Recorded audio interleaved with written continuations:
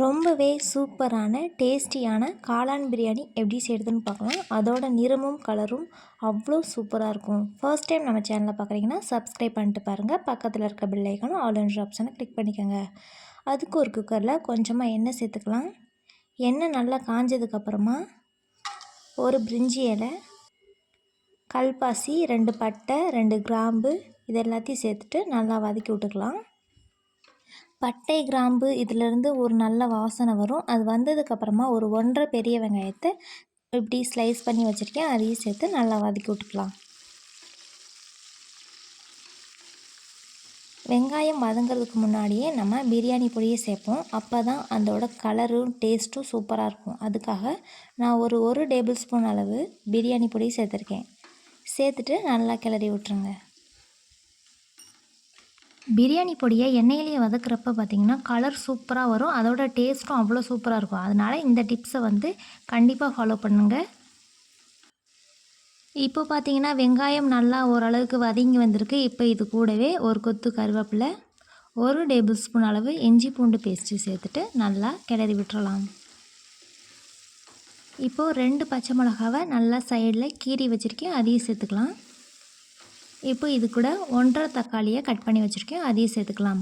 ஒரு கைப்பிடி புதினா, ஒரு கைப்பிடி மல்லி இலைகள் சேர்த்துட்டு நல்லா கலந்து விட்டுறலாம்.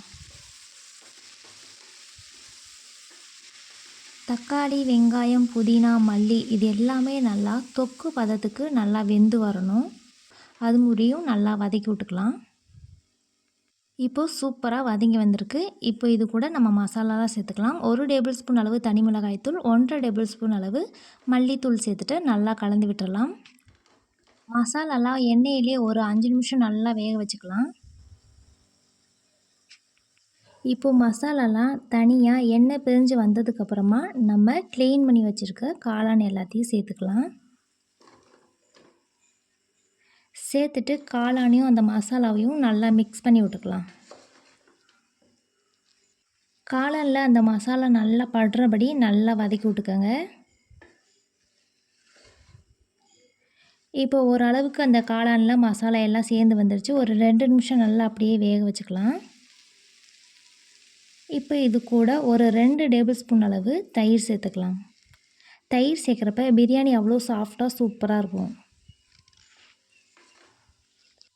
தயிர் சேர்த்ததுக்கப்புறமா நல்லா கிளறி விட்டுருங்க. கிளறி விட்டுட்டு ஒரு 2 நிமிஷம் நல்லா விட்டுட்டு இப்போது அரிசிக்கு 1 கப் ரைஸ்க்கு 2 கப் அளவு தண்ணி சேர்த்துட்டு அரிசியும் சேர்த்துக்கலாம்.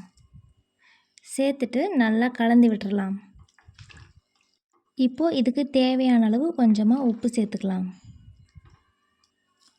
உப்பு லைட்டாக கரிக்கிற மாதிரி இருக்கணும். அப்போ தான் கரெக்டாக இருக்கும். நீங்களும் செக் பண்ணி பார்த்துக்கோங்க. உப்பு சேர்த்ததுக்கப்புறமா நல்லா கலந்து விட்டுட்டு மூடி போட்டு ஒரு 3 விசில் விட்டு எடுத்துக்கலாம். இப்போ 3 விசில் விட்டு எடுத்தாச்சு. அவ்வளோதான், நம்மளோட சூப்பரான சுவையான காளான் பிரியாணி ரெடி ஆயிடுச்சு. கண்டிப்பாக ட்ரை பண்ணுங்கள். அவ்வளோ சூப்பராக இருக்கும். இதே அளவுகளோட காளான் பிரியாணி செஞ்சு பாருங்கள். அவ்வளோ டேஸ்ட்டாக இருக்கும். இது கூடவே சைடிஷ்க்கு பார்த்திங்கன்னா தயிர் பச்சடி தான் செஞ்சுருக்கேன். இதோட 2 காம்பினேஷனும் அவ்வளோ சூப்பராக இருக்கும். கண்டிப்பாக ட்ரை பண்ணி பாருங்கள். இந்த வீடியோ பிடிச்சிருந்தால் லைக், ஷேர், சப்ஸ்கிரைப் பண்ணிக்கோங்க.